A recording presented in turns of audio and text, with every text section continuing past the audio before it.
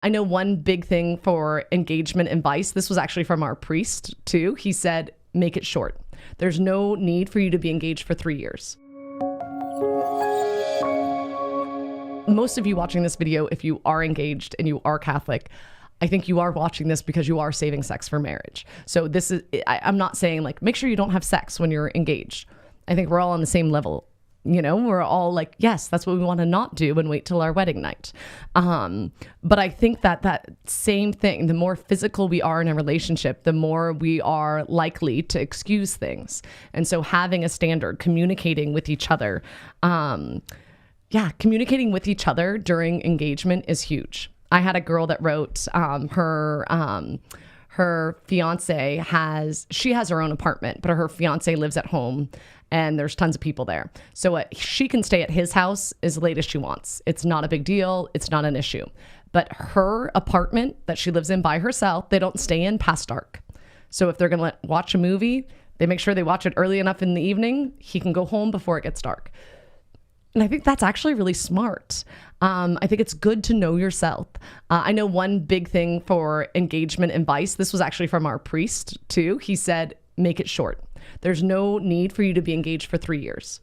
Like, yes, you're discerning marriage. You think you're called to be married to her.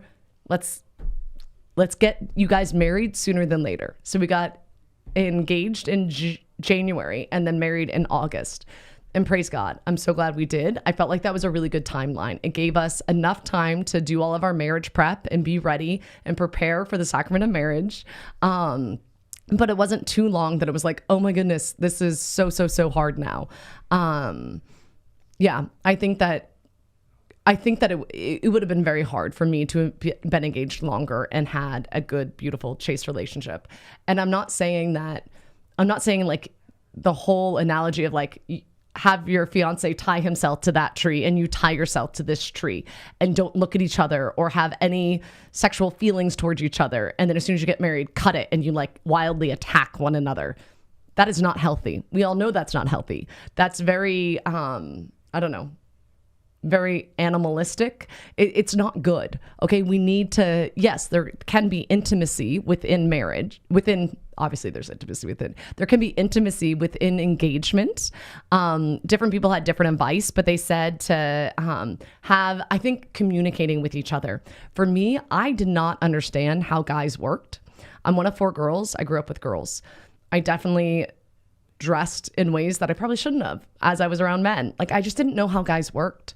And I think being engaged, Matt and I, he's very open communication wise. And now after 15 years of marriage, almost 15 years, August 12th, we'll be 15 years married. I feel like we know each other even more now.